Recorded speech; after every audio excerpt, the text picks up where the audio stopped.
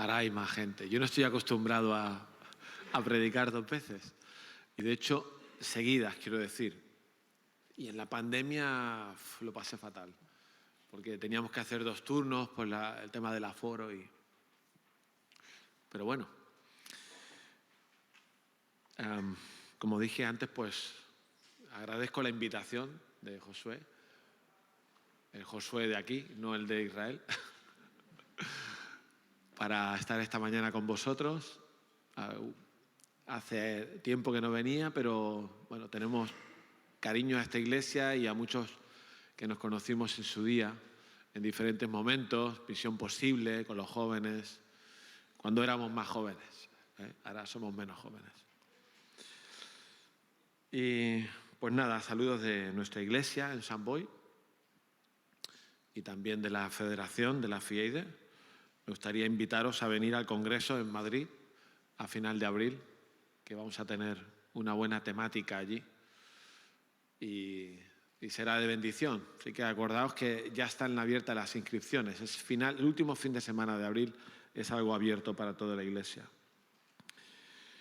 Y bueno, pues lo que me gustaría compartir es sobre este texto, algo que pretende ser de ánimo.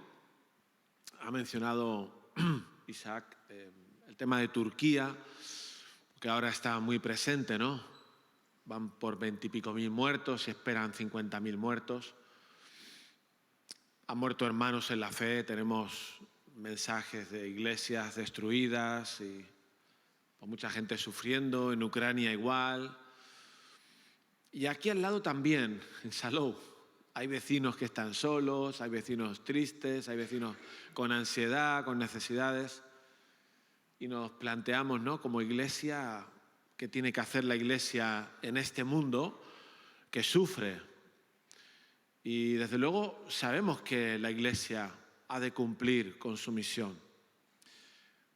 En casa oramos a mediodía, como supongo que en muchas casas, dando gracias por los alimentos, pero nos acordamos de lo de Turquía y lo de Ucrania y lo de un montón de sitios. Casi que no comeríamos, ¿no?, si tuviéramos que orar ahí en ese momento. Pero siempre oramos para que la iglesia haga lo que tiene que hacer. Porque es fácil orar, Señor, pon tu mano en esas situaciones. Señor, ayuda a esos pobrecitos que se han quedado sin casa. Señor, tal, ¿no? Pero haz que nosotros, la iglesia, cada cristiano, haga su parte, haga lo que tiene que hacer, ¿no? Y bueno, pienso que este mensaje nos puede animar en el cumplimiento de la tarea que la iglesia tiene por delante y también escuchando las palabras de ánimo que el Señor le dio a Josué, que tenía una tarea que enfrentar, ¿no? Sabéis que el pueblo de Israel, el contexto del capítulo 1 de Josué, el pueblo de Israel hacía 40 años que había sido liberado de Egipto, ¿no?, de la esclavitud, y entonces caminaron por el desierto, también con sus problemas, pero después pasaron por el monte Sinaí, recibieron la ley y por fin llegaron a las puertas de la tierra prometida. Y entonces ya tenían la oportunidad, ¿no?, de hacer pues, lo que tenían que hacer, cumplir la misión o cumplir el propósito que Dios tenía para ellos, que era entrar en la tierra y ser luz a las naciones. Eso era el plan de Dios, lo que Dios quería que ellos hicieran, pero ellos no quisieron hacerlo. Ellos no quisieron. Entonces el Señor dijo, pues ahora 40 años, toda esa generación que no han querido, pues van a estar dando vueltas por el desierto y morirán, y luego la siguiente generación pues va a ser la generación que por fin entre en la tierra prometida y cumplan el propósito de Dios. Y ahora nos encontramos en el capítulo 1 de Josué, justo en el momento en el que Moisés ha muerto y ya él ha hecho una parte de la conquista de la tierra prometida, ha hecho una parte. A veces pensamos que Josué hizo la conquista, pero no. Él hizo una parte y Moisés hizo otra parte. Moisés conquistó el margen derecho del río Jordán, lo que ahora es Jordania, y ya cuando muere, entonces Josué le toca continuar la labor, y es el texto que hemos leído, ¿no? Por eso el Señor le dice a Josué levántate, mi siervo Moisés ha muerto, ahora te toca a ti, levántate y cruza el Jordán y entra a la tierra que yo os había prometido. Así que Josué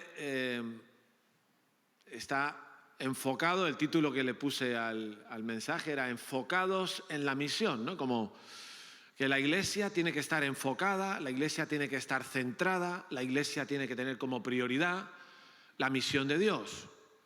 No puede ser que la iglesia esté despistada o haciendo otras cosas que no le corresponde hacer porque tiene mucho que hacer conforme al propósito de Dios, que era lo que en ese momento Josué se disponía a hacer, ¿no? Dicho de una manera un poco más amplia, enfocarnos en la misión de Dios, porque podemos ampliar el concepto misión, es hacer aquello que Dios quiere que hagamos. Es algo bastante sencillo de entender. El cristiano está aquí para hacer aquello que Dios quiere que haga, no lo que a él le da la gana, sino hacer aquello que Dios quiere que haga, como cristiano, como familia cristiana, como iglesia. Esa es nuestra prioridad, ¿no? Y aquí notamos pues, que Josué ya estaba en ese camino de la prioridad de Dios. Josué ya había caminado junto con Moisés en la conquista de esa primera parte de la tierra prometida y ahora se enfocaba en continuar esa tarea. Y bueno, vemos que él es obediente, y esta es una de las palabras clave esta mañana, la obediencia. Justamente es que tú y yo nos propongamos obedecer lo que Dios dice que tenemos que hacer. En este caso, el Señor le dice, levántate y pasa este Jordán. Es una orden, es un mandamiento. Levántate. No es porque estuviera sentado, pero levántate, porque esa es tu tarea. Afronta lo que tienes que hacer y cruza el Jordán a la tierra que os he prometido dar. Es un mandamiento que además implicaba, y Josué lo sabía, que no iba a ser fácil, ¿no? A veces te pueden ordenar que hagas algo fácil, pero en este caso Josué sabía que tenía que conquistar, que tenía que pelear, que era una batalla, era con espadas, que moría gente, que enfrentaban la muerte. Aunque el Señor estaba con ellos, pero se trataba de ese tipo de obediencia a ese mandato. Este texto yo lo relacioné con el mandato de Jesús en Mateo 28 porque nos toca un poco más de cerca a nosotros, quizá es más una situación como la nuestra, ¿no? Cuando el Señor Jesús también con autoridad dice en Mateo 28, toda potestad me es dada en el cielo y en la tierra, por tanto, id y haced discípulos a todas las naciones. Esto es lo que el Señor Jesucristo le dijo a sus discípulos justo antes de irse de esta tierra al cielo, ¿no? Son sus últimas palabras. Es un mandato de lo que tenían que hacer los discípulos. ¿Lo veis? O sea, estamos aquí para hacer lo que Dios dice que tenemos que hacer. En este caso, Josué era entrar allí. Los discípulos era ir a todas las naciones del mundo y hacer discípulos. En otras palabras, también del Evangelio, les dijo Jesús a sus discípulos, vosotros sois la sal de la tierra, vosotros sois la luz del mundo. Una tarea que hacer, una forma de ser, no cualquier manera de ser. También les dijo, recibiréis poder cuando venga el Espíritu Santo y me seréis testigos en Jerusalén, Judea, Samaria y hasta lo último de la tierra.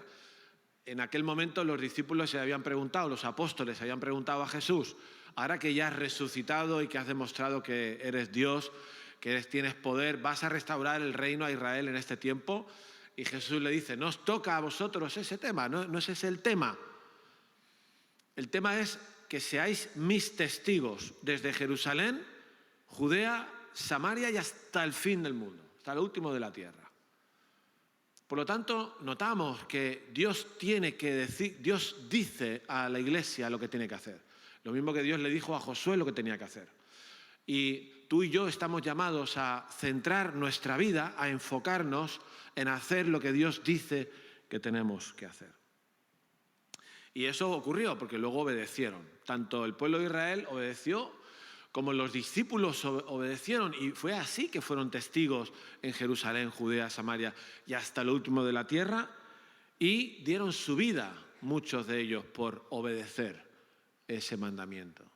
Lo mismo que los israelitas enfrentaron la muerte en la batalla, los cristianos del primer siglo, muchos murieron por ser testigos de Jesús, por hablar de Él.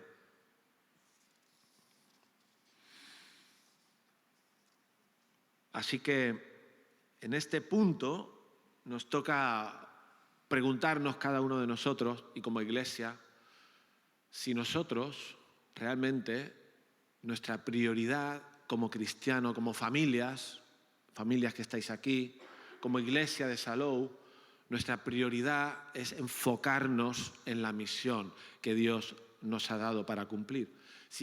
¿Creéis que estamos enfocados en eso como iglesia? No hace falta votar. ¿Creéis que como familia, tú y tu familia, estáis centrados prioritariamente en hacer aquello que Dios quiere que hagas? O quizá hemos entrado en un cristianismo de rutina, de venir el domingo a la iglesia y nada más. O un cristianismo, vamos a decir, comodón, donde yo no tengo que hacer apenas nada, donde no me tengo que esforzar en nada, donde ya estoy cómodo como estoy, donde quizá esta sociedad del bienestar me ha colado un gol y estoy compartiendo mi corazón entre lo que una vez decidí que tenía que ser un cristiano fiel a Cristo, pero al mismo tiempo deseo el bienestar, mi comodidad, mi ocio. Ya dijo Jesús que no se puede servir a dos señores. Y el mundo en el que estamos, no estoy diciendo que no puedas irte de vacaciones a ningún lado, no estoy diciendo eso, es una tontería. Estoy diciendo que la prioridad en la vida de un cristiano no es el bienestar personal. No lo es. Un cristiano no tiene derecho a pensar primero en sí mismo. Porque un cristiano, Jesús le dijo a los discípulos, el que quiera seguirme, que se niegue a sí mismo y tome su cruz cada día y me siga. El cristiano que quiere serlo, la iglesia que quiere ser iglesia, pone su prioridad en hacer lo que Dios quiere. Le pregunta a Dios, ¿qué quieres que haga? Y hay que tener cuidado con los anuncios de la tele. Porque te proponen 1000 cosas para hacer, para que seas feliz. Y compramos. Y cuando compras eso y empiezas a caer en eso, te desvías del propósito por el que Dios nos liberó. Ahora, esto igual os parece, jolín, qué palo, ¿no? No es ningún palo en realidad, porque el cristiano está para eso. Y en la medida que hace eso y lucha y anda en ese camino, es feliz. Si no, no lo eres. Tú lo sabes. Pero a Josué el Señor le dio unas promesas para que se animara en esa tarea. La tarea de la iglesia, la tarea que tienes como cristiano es una tarea importante, urgente. El mundo está roto. Tus vecinos lo necesitan. Pero el Señor le dijo a Josué 2 cosas que son importantes para nosotros. Le dijo algo que... ¿Por qué creéis que se lo dijo? ¿Por qué escogería el Señor estas 2 promesas que le da a Josué y no otras cosas? Podría haberle dicho muchas cosas, pero le dijo 2 cosas. Primero, le dio una promesa de victoria. Yo te daré la tierra que prometía Moisés. Te daré yo la tierra. Toda la tierra que pise la planta de vuestro pie. Eso es como si a Argentina le dijeran que iba a ganar el Mundial antes de empezar a jugar. ¿Te imaginas? Aquí hay argentinos, ¿no? Me he dado cuenta antes. Están contentos con la victoria de Argentina. Imagínate que ya supieran que iban a ganar el Mundial. Hombre, saben que han de jugar, pero no es lo mismo, ¿no? Jugar sabiendo que vas a tener la victoria que no saberlo. Y el Señor le da esa promesa de victoria a Josué.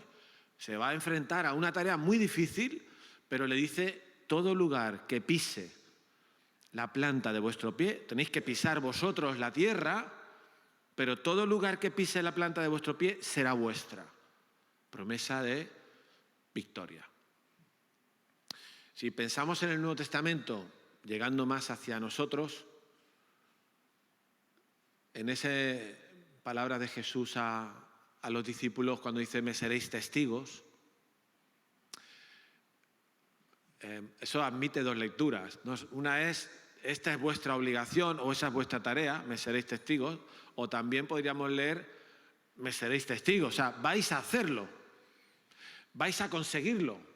Y de hecho, las palabras anteriores nos animan a pensar que sí, porque dice, recibiréis poder cuando venga el Espíritu Santo sobre vosotros y me seréis testigos.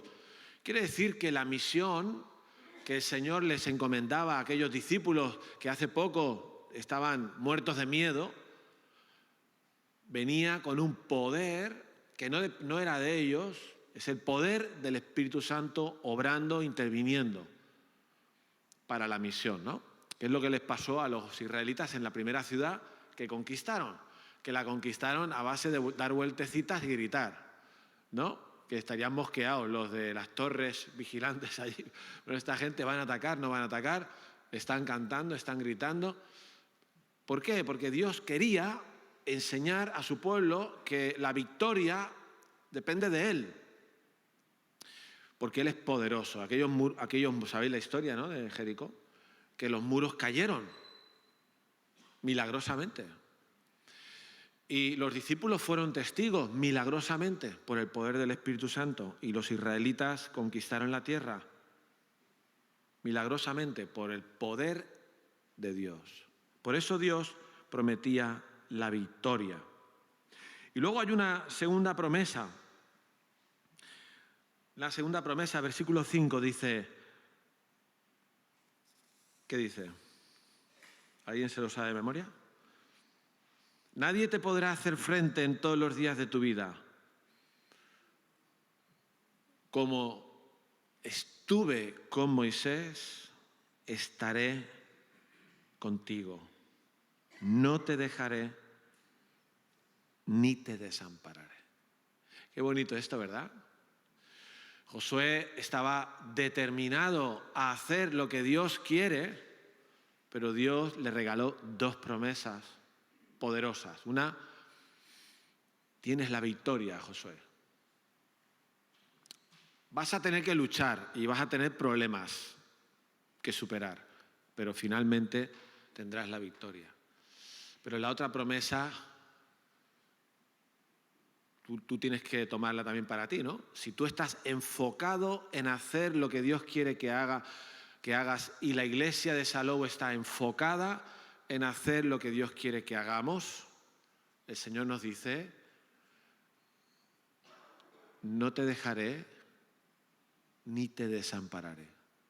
Como estuve con Moisés, estaré contigo. Versículo 9 se repite. Te mando que te esfuerces y seas valiente, no temas. ¿Podía tener miedo Josué ante esa tarea? ¿Podía desanimarse Josué? No temas ni... Muy bien.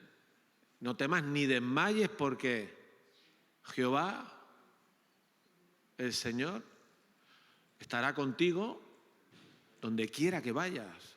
Esta es la promesa. ¿Por qué Josué escuchó esa promesa de parte de Dios? ¿Por qué creéis que la escuchó? Porque eso era suficiente para animarlo. Tú y yo a veces le pediríamos a Dios otras cosas, ¿a que sí? Normalmente lo hacemos. Y si Dios no hace lo que le pedimos, pensamos que Dios no está con nosotros. ¿Por qué Dios permite esto? ¿Por qué Dios no me da esto? ¿Por qué Dios no? Es suficiente que Dios te diga que está contigo. Josué tenía razones 1000 para pensar en lo difícil que iba a ser la tarea. Conocía al pueblo de sobras. 40 años por el desierto. Podía tener miedo a la incertidumbre en el futuro.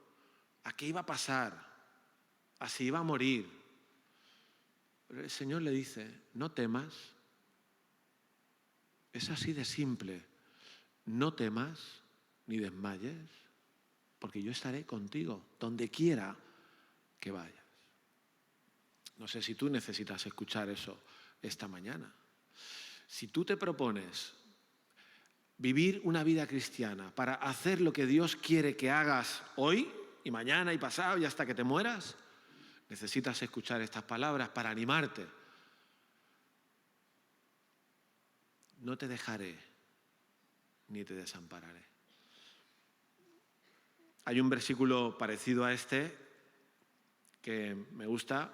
Muchas veces cuando vas a visitar a ancianos en residencias o hospital, intentas decir, esto que acabo de leer, se lo digo a todos los yayos, porque están en la residencia, están solos. A veces no sé si entienden lo que les dices, pero intento que se queden con un mensaje. El Señor está contigo. Y luego te vas y piensas, pobrecillo. Pero le hago repetir en voz alta. Dilo, el Señor está conmigo. El otro día, visitando a una hermanica en el hospital, América, le dije, el Señor está contigo, América. No te dejaré ni te desampararé, dice. Repítelo, el Señor está conmigo. Repítelo otra vez, el Señor está conmigo. Jeremías 20:11 dice el profeta, el Señor está conmigo como poderoso gigante. No sé si sabéis que Jeremías, el Señor le dijo que tenía que hacer algo que no iba a servir para nada. ¿Lo sabíais? El Señor es muy gracioso. A veces te dice que hagas algo y lo tienes que hacer aunque aparentemente no haya fruto, no haya un resultado positivo, ¿no? Jeremías en el capítulo 20 maldijo el día que nació. Maldito el día que nací, dice. Incluso dice, maldito el hombre que le dijo a mi padre que yo había nacido. Y ese hombre qué culpa tiene, ¿no? Pero estaba tan desastrado Jeremías, tan enfadado, tan triste, tan deprimido, que se mete con el que le dio la noticia a su padre de que él había nacido. Y dice, ¿para qué salí yo del vientre de mi madre? ¿Para ver afrenta y dolor? Mejor me hubiera sido mi sepulcro, el vientre de mi madre. Se quería morir, porque el Señor le había dado una tarea para hacer y solo tuvo oposición. Pero en ese contexto él dice, pero el Señor está conmigo, Jeremías 20:11, como poderoso gigante. ¿Tú puedes decirlo esto? El Señor está conmigo como poderoso gigante. ¿Lo puedes decir en voz alta? El Señor está conmigo como poderoso gigante. Si estás enfocado en la misión. Si no, no lo sé bien del todo. Pero si tú te propones, y no es una amenaza esto, pero a veces también pasa esto, que uno, es que el Señor no me ayuda, no, pero si tú estás a años luz del Señor, tú estás haciendo lo que te da la gana con tu vida, estás viviendo en pecado o estás compartiendo tu corazón, es corazón partido de Alejandro Sanz, ¿no? El corazón partido que quiero a Dios, pero también quiero esta vida. Igual el Señor está contigo en ese momento, pero te va a decir que corrijas. Ahora, si la iglesia de Salou se propone cumplir la misión, prioriza hacer aquello que Dios quiere, tiene la victoria y la presencia de Dios asegurada. ¿Qué dijo Jesús a los discípulos? ¿Qué dice Jesús a los discípulos? Después de decirles, id a todas las naciones y haced discípulos, le dice, he aquí, yo estoy todos los días con vosotros hasta el fin del mundo. Porque la presencia de Dios es la promesa que anima a un cristiano a hacer incluso aquello que no quiere hacer, o que no tiene ganas de hacer, o que le va a costar un esfuerzo, porque Dios está contigo. El Señor Jesús lo dijo en Juan 16 a sus discípulos. La última noche les dijo, viene la hora y ahora es cuando me vais a dejar solo. No sé si recuerdas ese versículo. Le dice a sus discípulos, viene la hora en que me vais a dejar solo, pero no estoy solo porque el Padre está conmigo. Hasta el mismo Señor Jesucristo tuvo que agarrarse a esa promesa. ¿Sabéis que el Señor le dio a Josué un regalo? Josué capítulo 5, no sé cuántos lo sabíais, está allí cuando ya han cruzado el río Jordán, ya se levantó el pueblo, cruzaron el río Jordán, ya están cerca de la primera ciudad que tenían que conquistar, Jericó. Versículo 13 del capítulo 5 dice que estando allí cerca, alzó sus ojos Josué y vio un varón misterioso, ¿no?, que estaba delante de él, el cual tenía una espada desenvainada en su mano. Y Josué, yendo hacia él, le dijo, ¿eres de los nuestros o de nuestros enemigos? Él respondió, no, mas como príncipe del ejército de Jehová he venido ahora. Entonces Josué, postrando sobre su rostro en tierra, le adoró y le dijo, ¿qué dice mi señor a su siervo? Y el príncipe del ejército de Jehová respondió a Josué, quita el calzado de tus pies, porque el lugar donde estás es santo. Fíjate qué historia, ¿no? Esta, más curiosa. ¿La sabíais o sí? Sí, ¿no? ¿O no? ¿Cuántos la sabían esta historia? No levantáis mucho. No, levantad la mano. Los que la sabéis. Vale. O sea que muchos no sabíais. Esto es un regalo que el Señor le hizo a Josué, ¿no? Porque le dijo, como estuve con Moisés, estaré contigo. Pues toma, se presentó delante de él justo antes de la primera batalla. Ese príncipe del ejército de Jehová que estaba allí con una espada, ¿quién es? Es una manifestación de la segunda persona de la Trinidad, del Hijo de Dios, antes que viniera a la tierra Jesucristo. Y por eso le dice, quítate el calzado, porque el lugar donde estás es santo, ¿no? Esto debería de ser para Josué un chute de ánimo, ¿no? Porque el príncipe del ejército está conmigo, yo voy a ir, pero él viene conmigo. Yo no estoy solo en la tarea. Cuando tú quieres hacer la voluntad de Dios, tú no estás solo en la tarea. Está Dios contigo. Está Jehová como poderoso gigante. Y eso es una promesa preciosa. Y nosotros tenemos también esa misma realidad, ese regalo en nosotros, porque el Señor Jesús lo dijo allí en el aposento alto, que os enviaré otro que os consuele. ¿Os acordáis de esas palabras? Los discípulos estaban tristes porque Jesús se iba.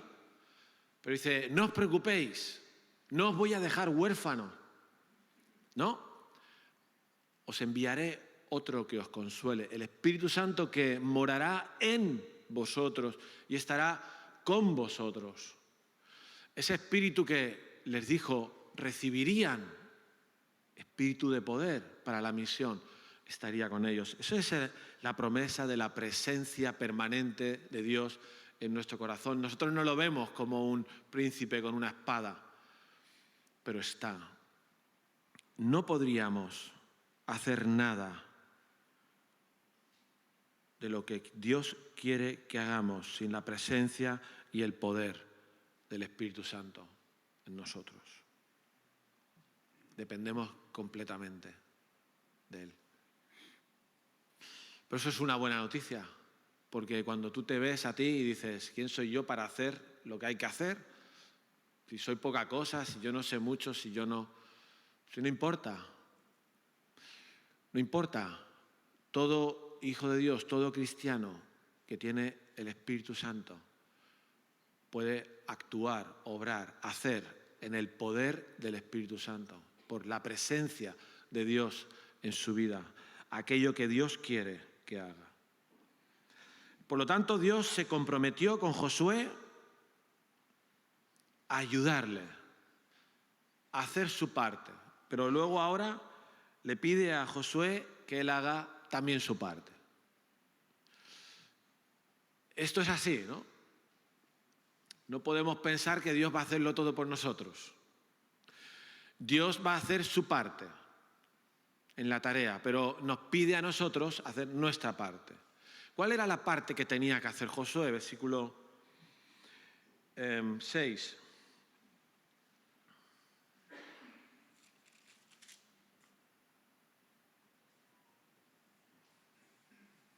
¿Cuál es? ¿Lo sabéis? ¿Qué dice? Esfuérzate y sé valiente. ¿Cuántas veces le dice eso el Señor a Josué? ¿Alguien lo sabe?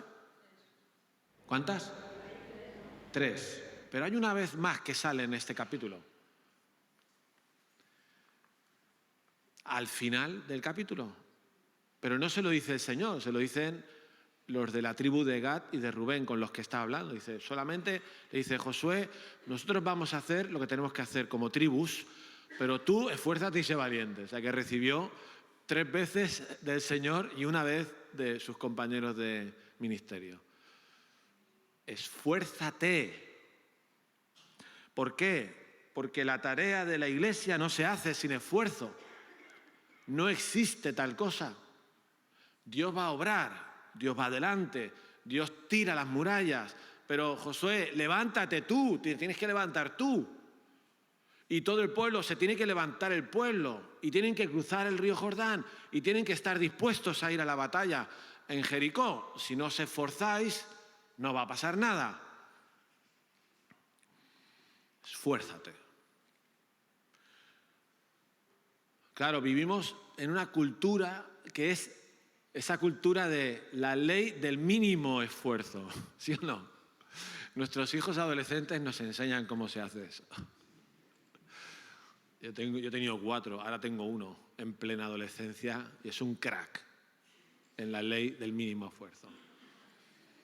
Me da unas ganas de darle una torta cada vez que me contesta, no. Hace esto, no, me duele el estómago.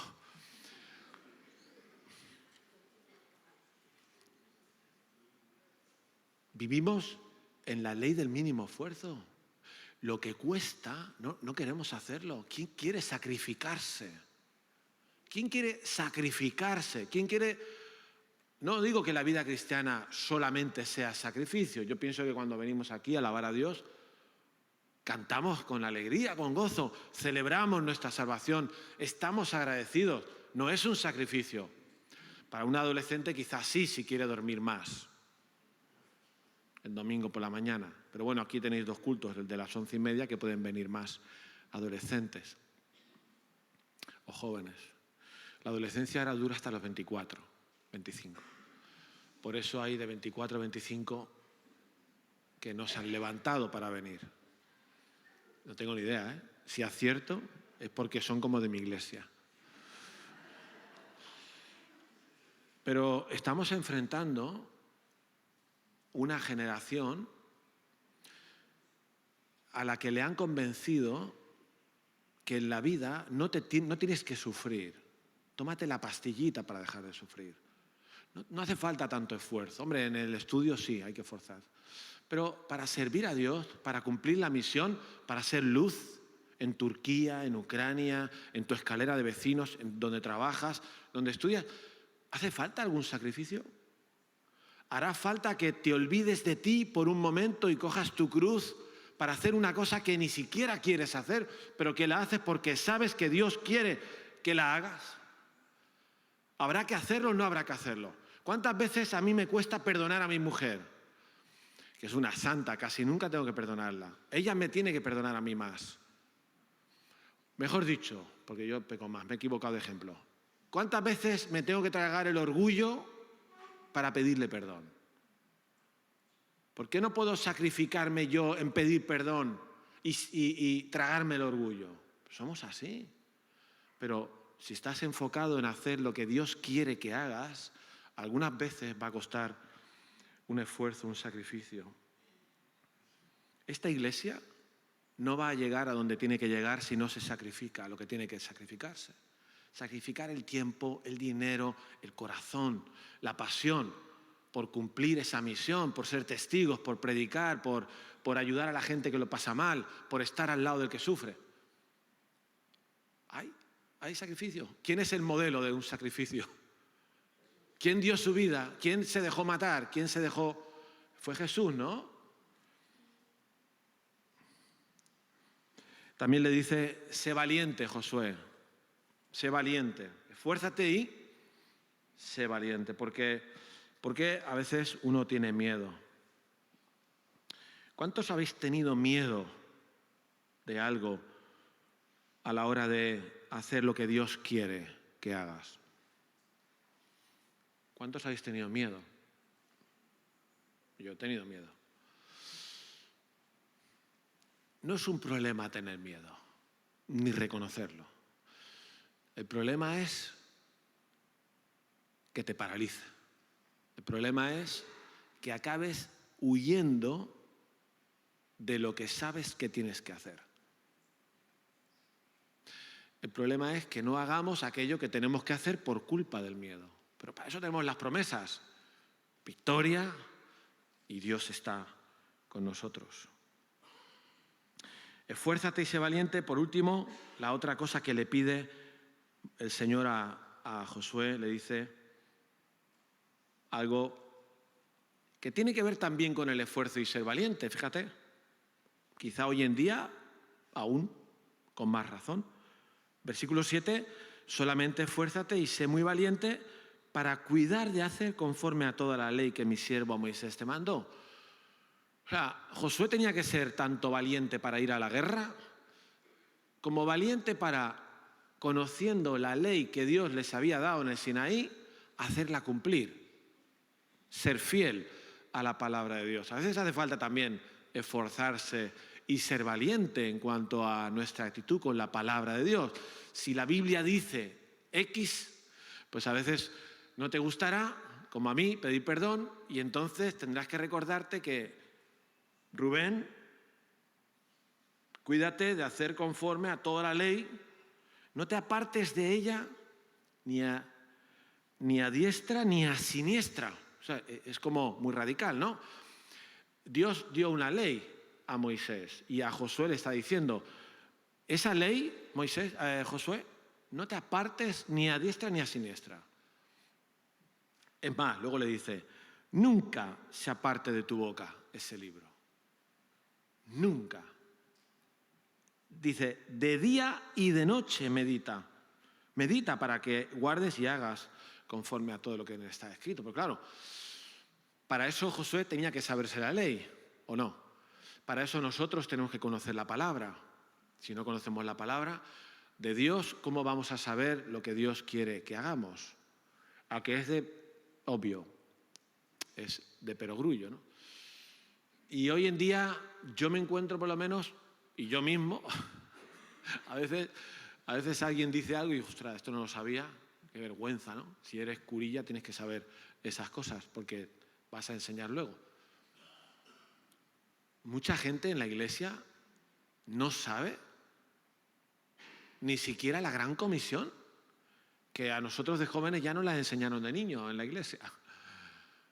Entonces, ¿cómo vas a hacer lo que Dios quiere que hagas si no sabes lo que Dios quiere, lo que Dios dice? ¿Sí o no? Claro, eso es una invitación a Josué, Josué, estate atento a la ley, te la tienes que saber, la tienes que meditar, tienes que guardarla y hacerla. Y hay una promesa ahí, porque entonces harás prosperar tu camino y todo te saldrá bien. ¿Cuántas cosas en la vida no nos salen bien porque hacemos justamente lo contrario de lo que Dios dice en su palabra? ¿Cuántas cosas nuestros hijos no sufren por nuestros errores, por hacer cosas que no están bien? No sé si porque no sabemos lo que Dios dice o porque no nos da la gana de hacerle caso. Puede ser ambas cosas.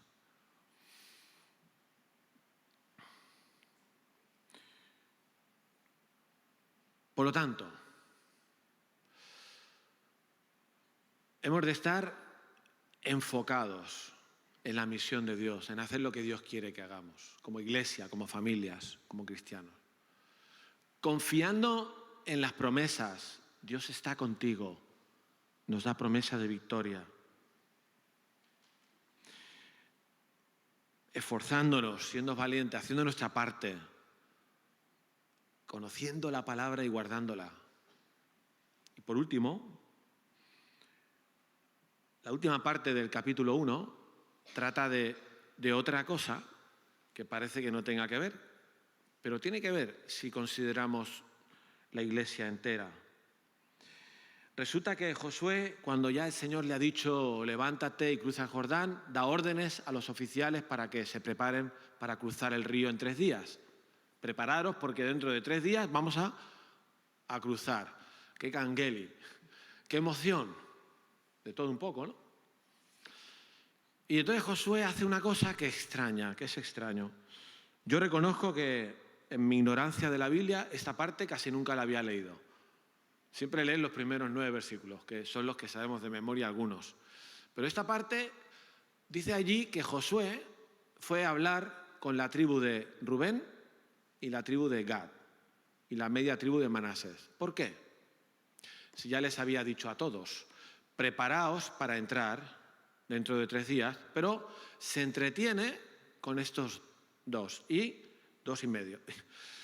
Y entonces les dice, acordaos de lo que prometisteis a Moisés hace 2 días, porque hacía poco tiempo, de que entraríais. ¿Por qué tiene que decirles esto? Esto está explicado en Números capítulo 32. Resulta, lo voy a resumir, que cuando Moisés, ya mayor, había conquistado esa primera parte del territorio, todo el margen derecho del río Jordán, la tribu de Rubén y de Gad le dijeron a Moisés, eso está en Números 32, le dijeron, Moisés, mira, que nosotros somos ganaderos, o sea, que tenían cabras, ovejas, lo que fuera. Y esta tierra que hemos conquistado es una tierra para ganaderos. Oye, ¿por qué no nos das esta tierra ya? O sea, en el reparto, sabéis que al acabar la conquista hubo un reparto de la tierra, ¿no? La tribu de tal se fue para allí, la otra tribu para allá, no sé. Hubo un sorteo y se asignaron las tierras a cada tribu. Pero estos espabilados se adelantan al sorteo y dicen, oye, mira, nosotros somos ganaderos, esta tierra es para aquí tener ganado, pues si te parece ya nos la quedamos nosotros, ¿no? Y claro, eso ya te suena mal, ¿no? ¿Te suena mal a ti? ¿Tú qué dices? ¿Qué te parece? Claro, hombre, podrían haber hecho una reunión con todas las tribus, decir, oye, hermanos, ¿os parece bien que nosotros, si estoy con el acuerdo de todo, pero estos tienen cara dura y se adelantan y quieren quedarse en tierra igual para ellos privilegiada? Tampoco a lo mejor conocerían el resto, pero tienen un poco de morro. Pero tienen más morro, porque en el versículo, creo que es el 7, dice, si hemos hallado gracia ante tus ojos, Moisés, danos esta tierra y no nos hagas cruzar el Jordán. ¿Eso qué os parece? Más morro, ¿no? Mucha cara, porque están diciendo, nosotros nos quedamos ya aquí y vosotros seguís, sin nosotros. Ir yendo y nosotros ya nos quedamos. O sea, a veces yo me lo imagino así, parece cachondeo, pero tuvieron el valor de decir, nos habéis ayudado a conquistar nuestra parte, pero ahora nosotros no os vamos a ayudar a conquistar la vuestra. Claro, ahí sacas una lección, porque frente a la tarea que la iglesia tiene, que el pueblo tenía, todos tenían que colaborar. No unos sí y unos no. Eran todas las tribus, eran todas las familias, ¿no? ¿Se entiende esto? De hecho, Moisés se enfada muchísimo y les mete una bronca. Eso es para leerlo en Números 33 en casa, lo puedes leer. Dice que van a ir vuestros hermanos solos a la guerra, les dice Moisés. ¿Vais a desanimarlos? Utiliza esa palabra. Y es verdad. Luego piensas, cuando en la iglesia hay que hacer algo y solo unos pocos colaboran, esos pocos se desaniman. Es verdad. Pero si estamos todos, dices, ostras, no todos pueden hacer todo, porque hay cosas diferentes para hacer. Pero cuando se nota una unidad, cuando se nota un espíritu unánime, cuando todas las familias están pensando en lo mismo y planeando lo mismo, orando por lo mismo, eso es como tiene que ser. Así es como tiene que ser. La iglesia tiene que estar unida en la misión. El pueblo tenía que estar unido. No puede haber alguien con tanto morro que diga, yo ya estoy cómodo aquí y conmigo no contéis. ¿Qué es eso? Yo ya estoy cómodo aquí, conmigo no contéis. Eso no puede ser. En todo caso, yo no sabré hacer esto que el otro hace, yo no sabré hacer aquello, pero puedo hacer algo. ¿Qué hago? ¿Qué hago yo? ¿No? Así que fíjate cómo la tarea, y en particular la tarea de la Iglesia, requiere obediencia, para acabar. Obediencia requiere confiar en las promesas de Dios, requiere esfuerzo, valor y guardar la palabra, y requiere unidad. Requiere que todos vayamos a una. Y si tú te das cuenta de que no vas a una, oye, a veces uno está pasando un mal momento. Puede ser. En un equipo de fútbol hay gente que está en la... ¿Dónde? ¿En el banquillo? En la enfermería. A veces eso pasa y no pasa nada.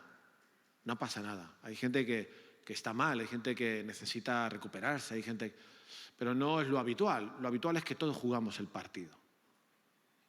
Entonces, si tú no estás jugando el partido, piensa por qué es. ¿Qué te está pasando? Porque si quieres hacer lo que Dios quiere que hagas, hay que jugar el partido. Hay que confiar en las promesas. Hay que esforzarse y ser valiente. Codo con los hermanos. ¿Lo vais a hacer? Muy bien. Que el Señor nos ayude, porque el mundo, tal y como está, lo necesita. Necesita que la Iglesia no esté perdiendo tiempo. No tampoco que nos volvamos locos para ir ahí. Pero yo creo que no nos volvemos muy locos. Pero que hagamos lo que tenemos que hacer, lo que Dios espera de nosotros. Y Él nos va a bendecir. Amén.